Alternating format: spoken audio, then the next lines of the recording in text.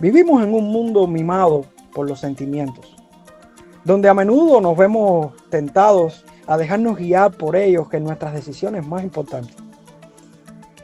Las propagandas que vemos y escuchamos nos bombardean constantemente con sus ofertas saturadas de codicia y vanidades. Escuchamos a diario frases como: este trabajo es la mejor opción para tu vida porque ganas más. No te conformes con lo que tienes. Disfruta la vida, que es una sola. El bienestar es lo más importante. No te enriquezcas, pero lucha, que la vida está dura. Pero esto es lo que Dios quiere para nosotros. ¿Tendría sentido que nuestros sentimientos comprometieran nuestra integridad cuando se trata de ganar dinero? El querer ganar dinero en medio de esta crisis que nos tocó vivir nos estará desvinculando del verdadero propósito por el que existimos. Quizá alguno de ustedes me diría: pero ¿cómo es posible cuestionar nuestra economía cuando hay tanta escasez? Pues te digo algo, mi amigo. En tiempos de escasez es cuando más nuestra mente divaga en la fantasía y se duerme en un letargo que nos puede desvincular de los propósitos de Dios al imponer nuestros planes personales por encima de los suyos. El tema del dinero, el cual está a la boca de todos, podría salvarte de una crisis espiritual si lo utilizas como Dios nos manda en su palabra. ¿Es bueno tener dinero? Sí. Pero lo bueno es dirigirnos hacia Él como en verdad Dios lo trata y nada más. Porque de no ser así, pudiéramos estar navegando tan lejos de Dios como la cifra que posee el hombre más rico del planeta. La Biblia nos ofrece el verdadero enfoque para quienes pretendemos seguir a Cristo en una vida libre de frustraciones y afanes. Y quisiera compartirles en esta mañana un texto muy importante, un texto que debemos considerar en todo lo que respecta a nuestro dinero. El texto se encuentra en 1 de Timoteo capítulo 6, del versículo 6 al versículo 10. Y dice así la escritura: pero gran ganancia es la piedad acompañada de contentamiento, porque nada hemos traído a este mundo y sin duda nada podremos sacar. Así que teniendo sustento y abrigo, estemos contentos con esto.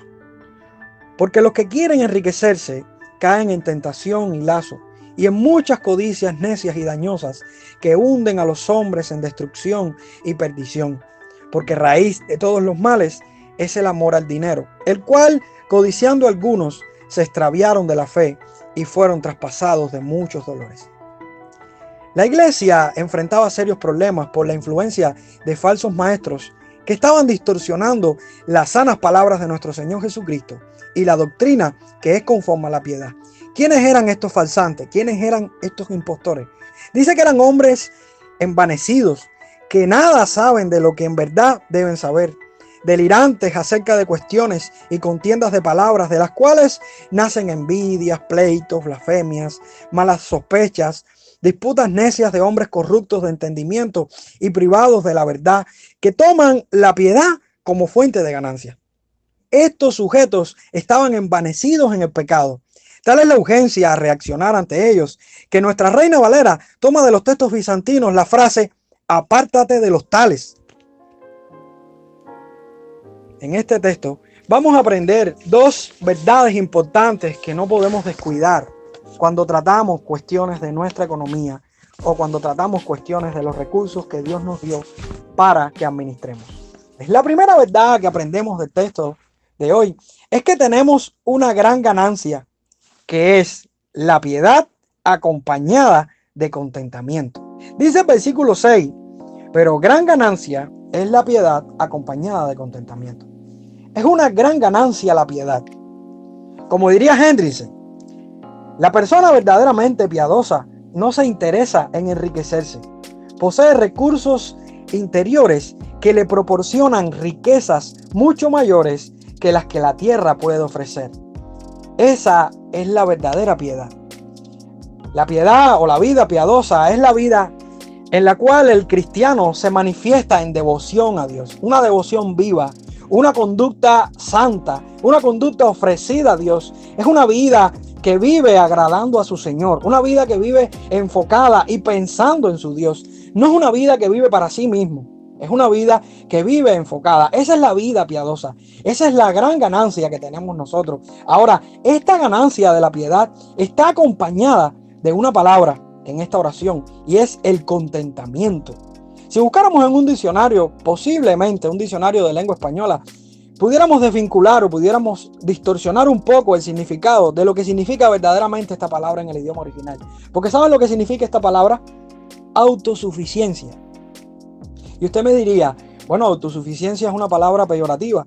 En cierto sentido es peyorativa en algunos contextos, pero en este contexto y en otros contextos, la palabra autosuficiencia no es mala, porque aquí estamos hablando de la suficiencia de la persona que se debe a la provisión de Dios.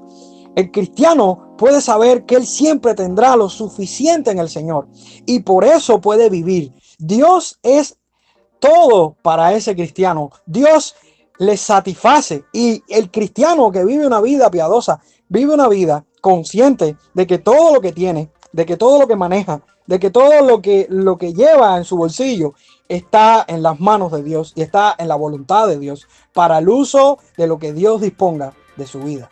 Si leemos 2 Corintios 9:8, Pablo lo ilustra o lo aclara de una forma. Dice la palabra: y poderoso es Dios para hacer que abunde en vosotros toda gracia, a fin de que teniendo siempre en todas las cosas todo lo suficiente, abundéis para toda buena obra.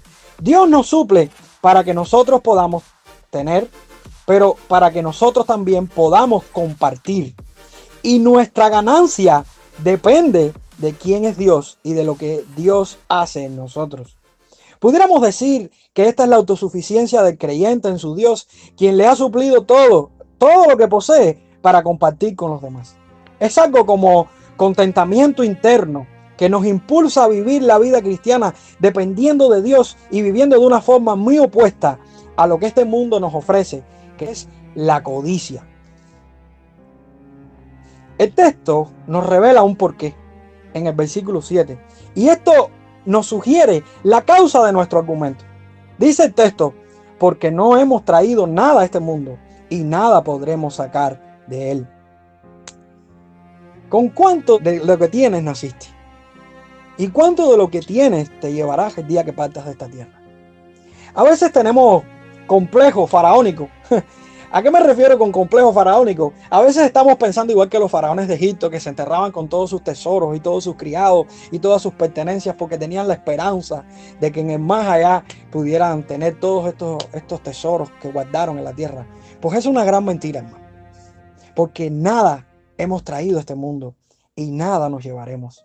La realidad es que mientras vivamos en la tierra, Dios se encargará de suplirnos lo que necesitemos. Debemos mirar todo lo que tenemos, nuestra casa, nuestro trabajo, nuestros recursos. ¿Cómo los ganamos? ¿A través de la manipulación y la trampa? ¿O Dios todo a nuestro alrededor lo ha provisto para que nosotros podamos vivir y gozar de esto? ¿Crees que Él no seguirá haciendo lo mismo por ti? ¿Crees que vales menos que las aves y las flores del campo, que Dios las alimenta y las viste? Por supuesto que somos sus hijos y Dios nos ama y Dios tiene cuidado de nosotros. Tenemos una gran ganancia y es la vida cristiana, esta vida en la cual nos sentimos suficientes porque Dios es nuestro sustentador, porque Dios es nuestro socorro, porque Dios es quien nos va a llenar lo que necesitamos y nos va a dar de lo que necesitemos. Nuestro Dios es suficiente para darnos gozo y para darnos lo que nosotros necesitamos en esta vida. Esta verdad nos sirve para nosotros estar tranquilos, para nosotros estar confiados en el Dios que tenemos, para que nosotros aprendamos a depender de Él, porque todo lo que pasa en nuestra vida depende de las manos de Dios, porque Dios es soberano y tiene dominio y control de todo lo que nos sucede, tanto dominio para nuestra salud como para nuestra economía, como para todo lo que nos rodea. Dios es soberano. La primera verdad que aprendemos fue esta, que tenemos una gran ganancia, que es la piedad acompañada de contentamiento. Hay una segunda verdad que veo en este texto, y es que debemos estar contentos con el sustento y el abrigo que Dios nos da. ¿Estás contento con lo que tienes?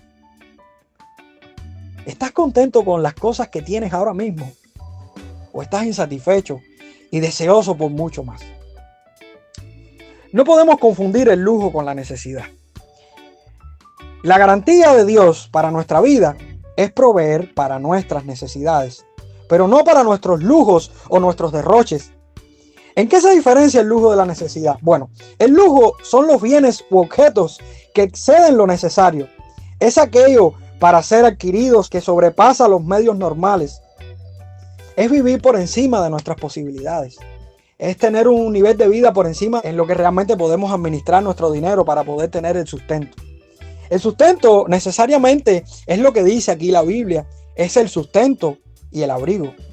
Eso es lo necesario para nuestra vida, teniendo sustento y abrigo.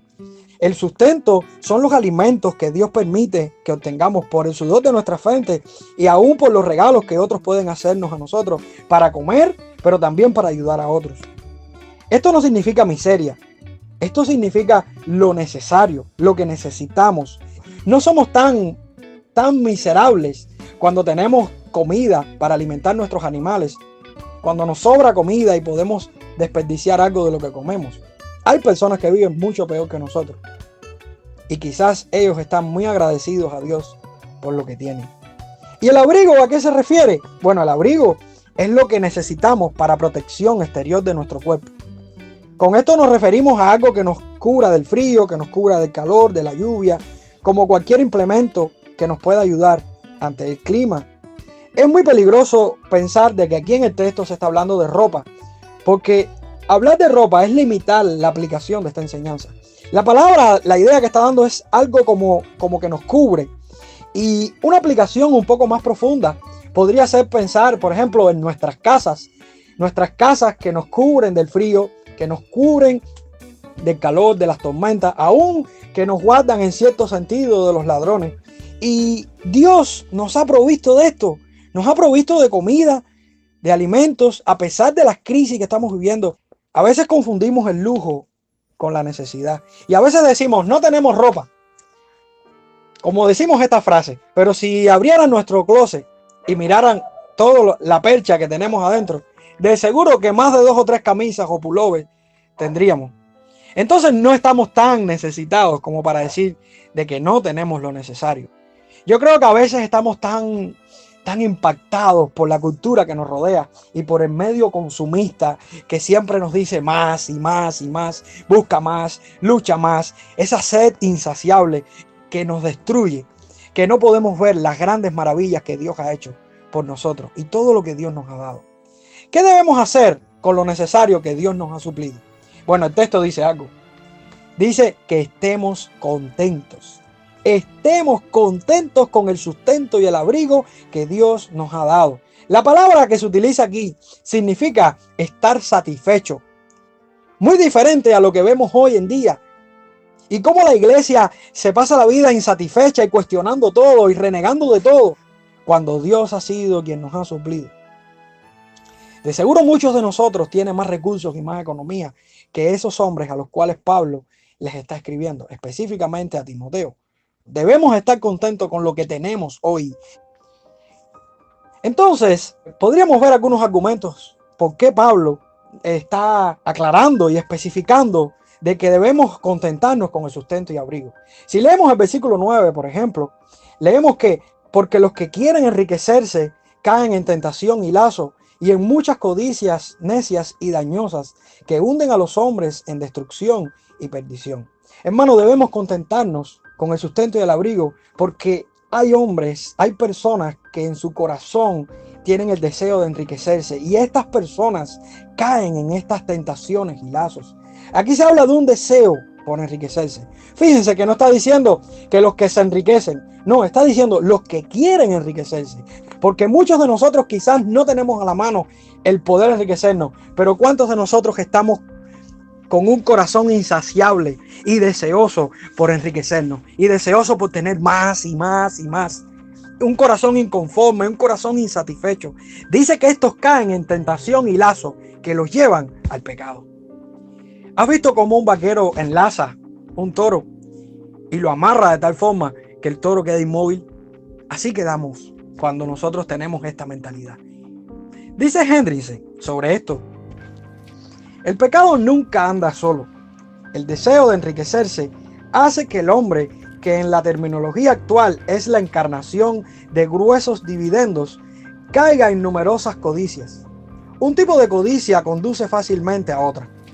La persona que codicia riqueza generalmente también anhela honor, popularidad, poder, comodidad, satisfacción de los deseos de la carne, etc.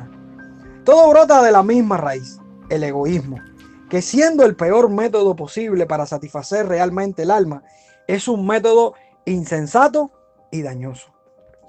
Hermano, debemos contentarnos con el sustento y el abrigo, porque el amor al dinero es raíz de todos los males. Fíjense que el texto no está diciendo la raíz, está diciendo raíz, como si fuera una de tantas que pueden ser la base y el fundamento de todos los males. Necesariamente no podemos decir que es la única raíz porque no tiene un artículo definido, pero sí podemos confiar y descansar en que esta raíz, este amor al dinero, es la raíz de muchos males, y yo diría que los más grandes males que han venido sobre esta tierra. El amor al dinero está muy vinculado a la palabra avaricia y codicia. Jesús dijo: ninguno puede servir a dos señores, porque aborrecerá a uno y amará al otro, o estimará al uno y menospreciará al otro. No podéis servir a Dios y a las riquezas.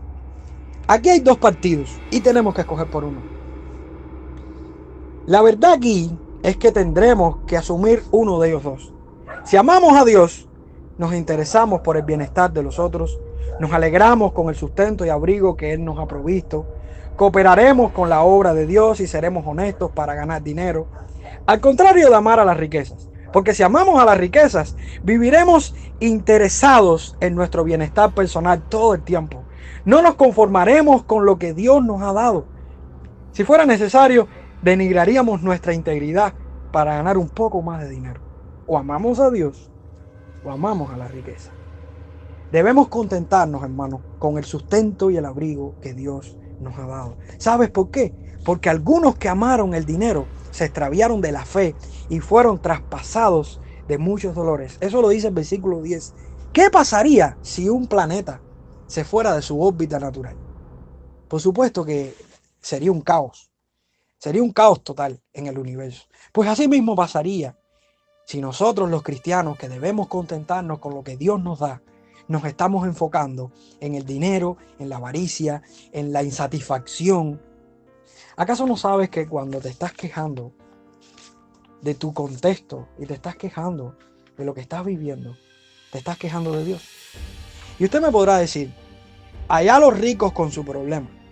Pues yo te digo algo: los ricos no son los únicos que tienen problemas con el dinero. Yo diría que muchos ricos tienen menos problemas con el dinero que nosotros. Porque la gente que menos tiene, a veces, es la gente más insatisfecha, más amargada, es la gente que más desea, que más quiere y que más se ve frustrada por no tener lo que otros tienen.